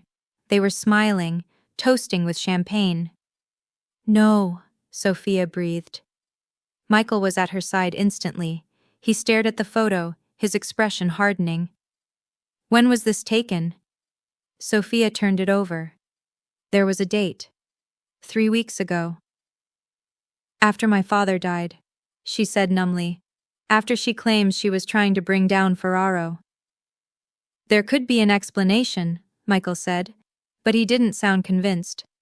Undercover work, maintaining her cover, but Sophia was already looking through more documents. She found payment records, coded but decipherable, regular deposits to an account that, when she traced through the paperwork, led back to a shell company that other documents linked to Victoria Chang. She's on his payroll, Sophia said, the words tasting like ash. The FBI agent who was supposedly helping my father, she's working for Ferraro. That's why the warehouse was empty, Michael said, understanding dawning. She warned him about the raid. She's been feeding him information all along. Sophia felt sick. My father trusted her. He died thinking she would protect his evidence, protect us. Maybe he found out, Michael said quietly. Maybe that's why he hid everything instead of giving it to her. His letter said the enemy was wearing the face of a friend. Sophia's phone rang, Victoria's name on the screen. Answer it, Michael said. Act normal. We need to know what she knows. Sophia took a breath and answered. Victoria? Thank God. Victoria's voice was full of concern. Are you safe? Did you get away? Yes, we're fine. We're at Michael's backup location. Good. Good. Did you get what was in the box? Some documents, Sophia said carefully. Nothing as comprehensive as what was on the flash drive. Bring everything to me, Victoria said. We need to catalog it all for the investigation. Of course. We'll be there soon. She hung up and looked at Michael. She's trying to get all the evidence in one place. Once she has it, she'll destroy it or give it to Ferraro, Michael finished. Either way, your father's work dies. So what do we do? Michael was quiet for a moment, thinking. We need real FBI help. Victoria can't be the only agent in the city. But how do we know who to trust? If she could be corrupted, anyone could be. Your father's letter, Michael said suddenly. Did he mention anyone else? Any other contacts? Sophia read through the letter again, more carefully this time. Near the end, she found it. Agent David Kim. If something happens to me, find David Kim. He's the only one I trust. I know that name, Michael said. He was transferred out of state about 10 years ago, right after your father started working with the FBI. Victoria got him transferred, Sophia said, understanding. To isolate my father, make him dependent on her. Michael was already on his phone, searching. David Kim is now special agent in charge of the Chicago office, high enough that Victoria couldn't touch him without raising questions. Can we reach him? We can try. Michael found the number for the Chicago FBI office. But we need to be careful. Victoria has ears everywhere. Sophia made the call, her heart pounding. After being transferred multiple times and explaining it was about Jian Wu, she finally heard a man's voice. This is Special Agent Kim. Agent Kim, my name is Sophia Wu. I'm Jian Wu's daughter. There was a long pause. Jian's daughter? Is this secure? I don't know. I don't know who to trust anymore. Victoria, Kim said immediately. You found out about Victoria. You knew? I suspected. Your father suspected too near the end. But we had no proof. Victoria was careful. And she had protection from high up. Kim's voice was urgent now. Do you have your father's evidence? Yes, all of it. Then you're in danger. Real danger. Victoria won't let that evidence see the light of day. Where are you? Sophia gave him the address. I'm 3 hours away, Kim said. I'm leaving now with a team I trust. Real agents. Clean ones. Can you stay hidden that long? I think so. Don't trust anyone else. Not local FBI, not police. Victoria has had 12 years to build her network, and whatever you do, don't let her get that evidence. After they hung up, Sophia and Michael sat in tense silence. 3 hours.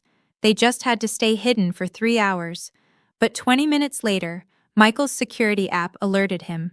Someone was in the building. "They found us," he said. They could hear footsteps in the hallway. Multiple sets, getting closer. "The fire escape," Michael said, already moving. They climbed out the window just as the apartment door splintered open. Sophia clutched the bag of evidence as they descended, trying not to look down, trying not to think about what would happen if they were caught. They reached the alley, but men were already emerging from both ends. "This way," Michael said, pulling her into a narrow passage between buildings. They ran, feet pounding on wet pavement, the shouts of their pursuers echoing behind them. Michael led them through a maze of back streets and alleys he seemed to know by heart. They emerged onto a busy street, trying to blend with the crowd. But Sophia spotted one of Ferraro's men across the street, phone to his ear. "They're coordinating," Michael said. "We need to get underground." The subway entrance was just ahead. They descended quickly, using cash to buy tickets. The platform was crowded, providing cover. "We need to split up," Michael said. "No," Sophia said immediately. "Listen to me. They want you and the evidence. I'll draw them off, give you time to get to Agent Kim." "Michael, your father would want you safe," he said firmly. "That's all that matters." The train arrived, doors sliding open. The crowd pushed forward, and in the chaos, Michael squeezed Sophia's hand. "Get to the Millennium Hotel," he said quickly. "Room 1247. Kim will meet you there." Then louder, for their pursuers to hear. "Stay on the train. Get to the end of the line." He pushed her toward the train, then turned and ran back up the stairs to the street. Sophia saw several men follow him, but others were still watching her. She got on the train, her mind racing. The doors closed, and the train pulled away from the platform. At the next stop, she waited until the last second, then darted out just as the doors were closing. One man made it out with her, but the others were trapped on the moving train. Sophia ran, taking stairs two at a time, emerging onto a different street. The Millennium Hotel was 6 blocks away. She could make it. Her phone rang. Victoria. She declined the call and kept moving. Another call, this time from Michael. She answered. "I lost them," he said, breathing hard. "Are you clear?" "One may be following." "Michael, be careful." "You too. Kim just texted me. He's an hour out. Get to the hotel and wait." Sophia hung up and picked up her pace. The evidence in her bag felt heavier with each step. Her father's legacy, the truth about his death, the key to bringing down Ferraro and Victoria, all of it weighing her down and driving her forward. She reached the hotel, trying to look calm as she walked through the lobby. The elevator seemed to take forever. Finally, she stood outside room 1247. The door was already slightly open. Heart pounding, Sophia pushed it wider. Victoria Chang stood inside, gun in hand, a sad smile on her face. "Hello, Sophia," she said. "We need to talk about your father." Chapter 8, Final Showdown. "Don't look so surprised," Victoria said, her gun steady, but not quite pointing at Sophia. "Did you really think I wouldn't monitor David Kim's communications? The moment you called him, I knew."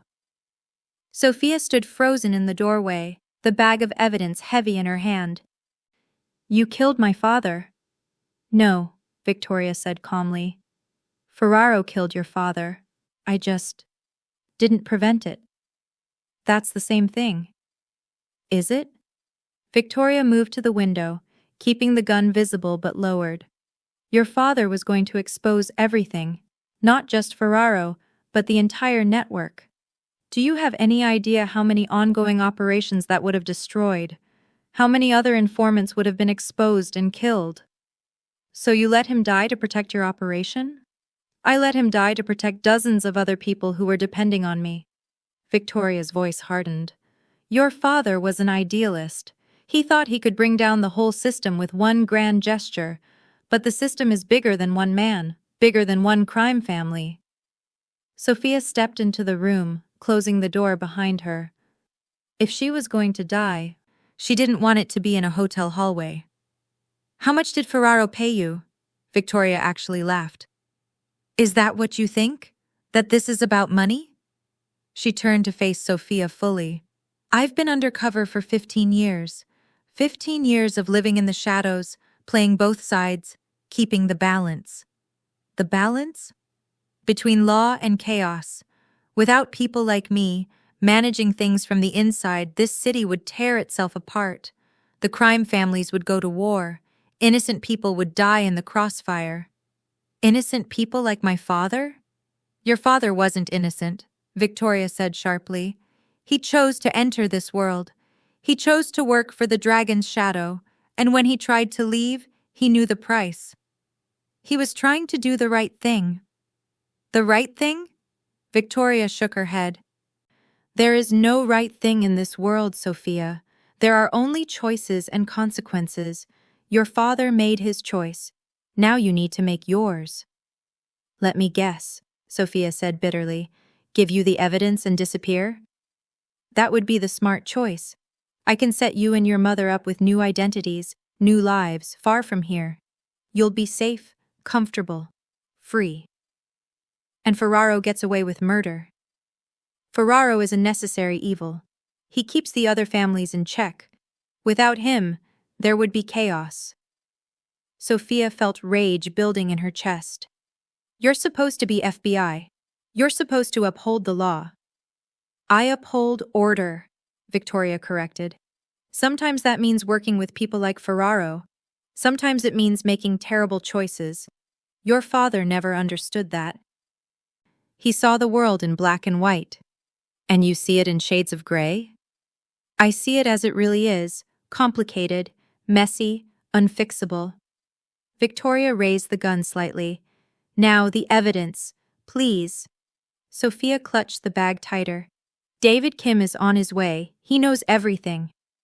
David Kim is stuck in traffic on I-94, an unfortunate accident involving a chemical spill. He won't be here for hours. Victoria's smile was cold. I've been doing this a long time, Sophia. I don't leave things to chance. The hotel room felt smaller suddenly, the walls closing in. Sophia's mind raced, looking for options, for escape routes, but Victoria stood between her and the door, and the windows were 12 floors up. My father trusted you, Sophia said, trying to buy time, and I tried to protect him in my own way. I warned him to stop digging, to let things be. But he wouldn't listen. Victoria's expression softened slightly. He talked about you constantly, you know. How proud he was. How he wanted to make the world safer for you. Don't, Sophia said, tears stinging her eyes. Don't you dare talk about him like you cared. But I did care. I do care. That's why I'm giving you this chance. Walk away, Sophia. Live your life. Your father would want that. My father would want justice. Justice? Victoria laughed again, harsh and bitter. There is no justice. There's only power, and those too weak to seek it. The door burst open. Michael stood there, gun drawn, pointed at Victoria. Drop it. Victoria spun, her weapon coming up, but Michael was already moving. The two guns fired almost simultaneously. Victoria's shot went wide, shattering the window. Michael's caught her in the shoulder, spinning her around. Her gun clattered across the floor. You okay? Michael asked Sophia, keeping his weapon trained on Victoria. Yes, Sophia's voice was shaky but determined. Victoria was on the floor, holding her shoulder, blood seeping between her fingers. You don't know what you've done, she gasped. The balance, everything will fall apart. Let it fall, Michael said coldly. Footsteps pounded in the hallway. Ferraro's men, drawn by the gunshots. The window, Michael said urgently. Fire escape. The shattered window provided an exit. Sophia climbed through carefully, the bag of evidence still clutched to her chest. Michael followed, supporting Victoria. Leave her, Sophia said. We're not killers, Michael replied. That's what separates us from them. They descended the fire escape as shouts echoed from the hotel room above. 12 floors of metal stairs, Victoria groaning with each step, leaving a trail of blood. They reached the alley just as black SUVs screeched around the corner. But these weren't Ferraro's men. David Kim stepped out of the lead vehicle, FBI badge visible, weapon drawn. Sophia Wu? Agent Kim? Sorry about the delay, we had to clear some obstacles. His eyes moved to Victoria, who was barely conscious. Agent Chang, you're under arrest for conspiracy, murder, and treason. Other agents moved in, taking Victoria into custody, securing the scene. Kim approached Sophia. Your father would be proud, he said gently. You did what he couldn't. You exposed the truth. It's not over, Sophia said. Ferraro is still out there. Not for long, Kim held out his hand. The evidence, please. With what you've found and Victoria's connections, we can bring down the entire network. Sophia hesitated for just a moment, then handed over the bag. Her father's life's work, finally in the right hands. There's more, she said, pulling out the flash drives. Everything my father documented. Every crime, every payoff, every murder. Kim's eyes widened as he looked through the materials. This is incredible. We can take them all down. Every corrupt official, every dirty cop, every member of the Dragon's Shadow. What about my mother and me? Sophia asked. Will we be safe? You'll be under federal protection until the trials are over. After that, Kim paused, you'll be free. Really free. For the first time in your life. More vehicles arrived. FBI. Real FBI this time, swarming the area. Someone wrapped a blanket around Sophia's shoulders, though she hadn't realized she was shaking. Michael stood beside her, solid and protective as always. You did it, he said quietly. You finished what your father started. We did it, she corrected. I couldn't have done this without you. Actually, Michael said, something strange in his voice. There's something I need to tell you. Sophia turned to look at him, and something in his expression made her stomach drop. What? Your father didn't just ask me to protect you because we were friends. Michael reached into his pocket and pulled out a badge. Not FBI. Something else. I'm ATF, Bureau of Alcohol, Tobacco, and Firearms. I've been undercover in the Dragon's Shadow for 8 years. Sophia stared at him, unable to process this new betrayal. You're a federal agent? Your father knew. He was one of the few who did. We were working together, sharing information, trying to bring down the organization from different angles. Michael's eyes were full of regret. I couldn't tell you. My cover. All this time, Sophia said numbly. Everyone was lying to me. I was protecting you. That part was real. The promise I made to your father. That was real. And being late the night he died? Was that real too? Michael's face crumpled. Yes. That's my shame to carry. I was meeting with my handler, getting approval for an operation. I thought I had time. I was wrong. Sophia wanted to be angry, but she was too exhausted. Too many revelations. Too many secrets revealed. She looked around at the federal agents processing the scene, at Victoria being loaded into an ambulance under guard, at the evidence that would finally bring justice for her father. Is it over? She asked Kim. The dangerous part is, he assured her. Ferraro's being arrested as we speak. With Victoria's testimony and your father's evidence, he'll never see freedom again. As if on cue, Kim's phone rang. He listened, then smiled grimly. Ferraro's in custody. He tried to run, but we had every exit covered. Sophia felt something release in her chest, a tension she'd been carrying for days, maybe years. It was over, really over. What happens now? She asked. Now we build the case, Kim said. We'll need your testimony, and your mother's. But with what you've given us, the Dragon's Shadow is finished. Your father's sacrifice meant something. A car pulled up and Crystal practically fell out of it, running to her daughter. Sophia, thank God you're safe. They embraced, both crying, the weight of secrets and fear finally lifting. It's over, Mom, Sophia whispered. It's finally over. Your father would be so proud, Crystal said, holding her daughter's face in her hands. You were so brave. I was terrified, Sophia admitted. That's what makes it brave, Michael said quietly. Sophia looked at him, this man who'd protected her while living his own lie. What happens to you now? My cover's blown. 8 years of work, finished. But he didn't sound upset. Maybe it's time. I'm tired of living in shadows. Kim approached them again. We need to get you all somewhere safe while we process everything.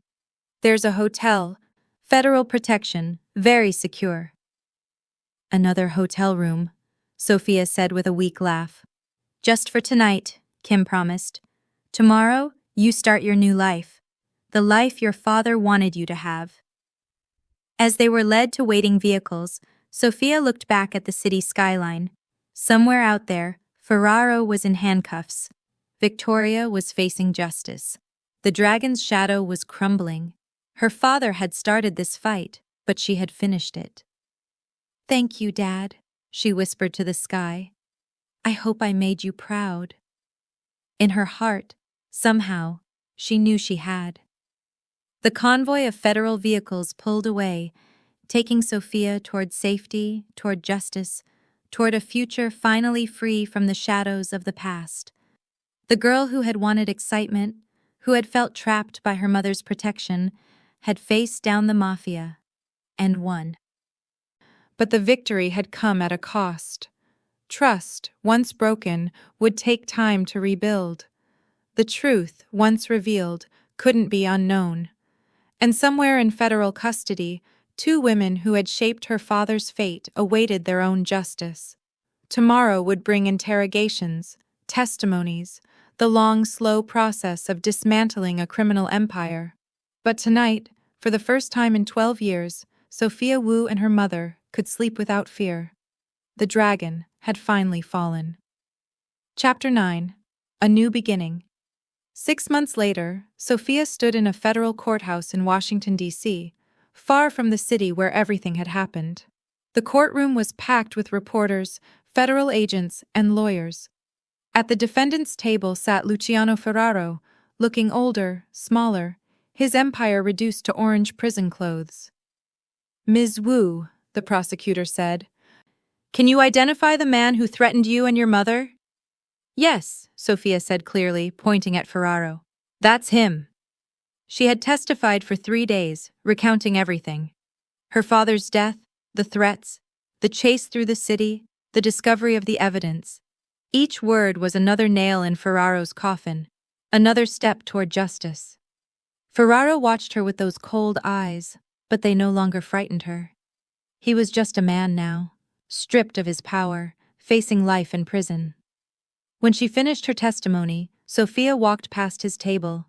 He whispered something, too low for the court reporter to catch. Your father would be proud. She stopped, looked at him, and saw something unexpected in his eyes. Respect, perhaps, or resignation. Yes, she said simply. He would. Outside the courthouse, cameras flashed and reporters shouted questions. Kim and other FBI agents formed a protective barrier, escorting Sophia and Crystal to a waiting car. You did great, Kim said. With your testimony and the evidence, Ferraro's going away for life. No possibility of parole. What about Victoria? Sophia asked. She pled guilty to avoid the death penalty. Life in federal prison, no parole. She's already been transferred to maximum security. They drove through D.C., monuments passing by the windows. Crystal squeezed Sophia's hand. It's really over, her mother said, as if she couldn't quite believe it. The trials will continue for months, Kim warned. Lower-level members, corrupt officials. But your part is done. You're free to start your new life. New life. The words felt strange. For so long, Sophia's life had been defined by secrets and fear, then by the quest for justice. Now, with that chapter closed, she wasn't sure who she was supposed to be. They returned to their hotel, where Michael was waiting in the lobby. He looked different in his official ATF jacket, no longer playing the role of mafia enforcer. How did it go? He asked. Ferraro's finished, Sophia said. Your testimony tomorrow will seal it. Michael nodded. His own path had been complicated. 8 years of undercover work had taken its toll, and the agency had mandated counseling before he could return to active duty. But he seemed more at peace now, living in truth instead of lies. I have something for you, he said, pulling out an envelope. It was in evidence, but the FBI released it. It's technically yours. Sophia opened it. Inside was a photograph she'd never seen before. Her father holding her as a baby, her mother beside them, all three smiling in what looked like genuine happiness. On the back, in her father's handwriting, my whole world, my reason for everything. Tears blurred Sophia's vision. Where did you find this? Your father kept it in his wallet, Michael said softly. He carried it with him always, even at the end. That evening, Sophia sat in her hotel room, looking through the small collection of items that had survived the investigation. Photos, letters, memories of a man who had lived 2 lives and died trying to protect his family. A knock at the door interrupted her thoughts. It was Crystal. Can we talk? Her mother asked. They sat together on the small couch, the way they used to when Sophia was young and scared of thunderstorms. I've decided to sell the apartment, Crystal said. Too many memories, too much fear attached to those walls. Where will you go? I was thinking somewhere warm, Florida maybe, somewhere completely different. Crystal hesitated. You could come with me. Sophia had been thinking about this for weeks. Where to go, what to do with her freedom. I got accepted, she said quietly. Accepted? To law school, Georgetown. I applied months ago before everything happened. Sophia looked at her mother. I want to be a prosecutor. I want to help other families get justice. Crystal's eyes filled with tears, but she was smiling. Your father wanted to be a lawyer, did you know that? Before he got pulled into the dragon's shadow? He would love this. You're not upset that I'm not coming with you? Oh, my dear daughter. Crystal pulled her close. You've spent your whole life under my protection, then under the shadow of your father's secrets. It's time for you to live your own life, make your own choices. They held each other, mother and daughter, survivors of a war they never chose to fight. 3 days later, after Ferraro's guilty verdict was announced, Sophia stood in Arlington National Cemetery. Agent Kim had arranged it, a small ceremony to honor Jianwu's service to his country, even if that service had been in shadow. It was a small gathering. Crystal, Michael, Kim, a few other agents who had worked the case. The headstone was simple. Jianwu, father, patriot, hero. He wasn't a perfect man, Kim said during the brief service. He made mistakes, got involved with the wrong people, but when it mattered, he chose to do the right thing. He chose justice over safety, truth over comfort. That takes a special kind of courage. Michael spoke next. Jian was my friend, my partner in an impossible situation. He saved my life more than once, and I'll carry the guilt of not saving his for the rest of mine. But I promise this, his sacrifice will not be forgotten. The lives saved because of the evidence he gathered, the criminals put away, the corruption exposed, that's his real monument. When it was Sophia's turn, she stood by the headstone, running her fingers over her father's name. I spent 12 years not knowing who you really were, she said. Then I spent 6 months learning the truth. You were complicated, flawed, brave, loving. You were human, and you were my dad. I forgive you for the secrets. I thank you for the protection. And I promise to live the life you wanted me to have, a life of purpose, of meaning, of justice. I love you, Dad. I always have, and I always will. Crystal placed a bouquet of white lilies on the grave, Jian's favorite flowers. They stood in silence for a moment, a family reunited in grief and closure. As they walked back to their cars, Kim approached Sophia. There's something else, he said. The government seized Ferraro's assets under RICO statutes. There's a victims' compensation fund being established. You and your mother are entitled to a significant sum. Blood money, Crystal said quietly. Justice money, Kim corrected. Your husband died trying to stop Ferraro. This is part of making that right. How much? Sophia asked. Enough to pay for law school, Kim said with a small smile. And then some. 2 weeks later, Sophia stood in her empty apartment, boxes packed, ready for her move to D.C. and the start of law school. The space looked smaller without furniture, without the weight of secrets filling every corner. Michael arrived to help with the last of the boxes. Their relationship had evolved into something undefined but comfortable. Not quite friends, more than acquaintances, bound by shared trauma and mutual respect. You ready for this? He asked, carrying a box labeled law books that Sophia had already started collecting. As ready as anyone can be for a complete life change, she replied. You've already survived the Mafia. Law school should be easy by comparison. They both laughed, a sound that would have seemed impossible 6 months ago when they were running for their lives. As they loaded the moving truck, Sophia's phone rang. Unknown number. Hello? Miss Wu? This is Special Agent Sarah Chen from the FBI's Recruitment Division. Agent Kim suggested I reach out to you. Recruitment? We're always looking for talented individuals with unique perspectives and experiences.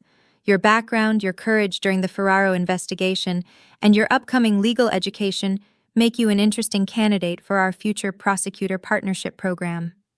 Sophia was speechless for a moment. I just got accepted to law school. We know. This would be for after you graduate and pass the bar. Just something to think about. We'll be in touch. After she hung up, Michael raised an eyebrow. FBI? Apparently I made an impression.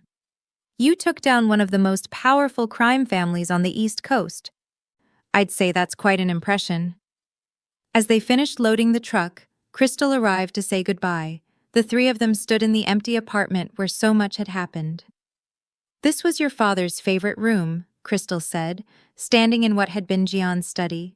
He'd sit here for hours, working on his legitimate business during the day, planning his escape at night.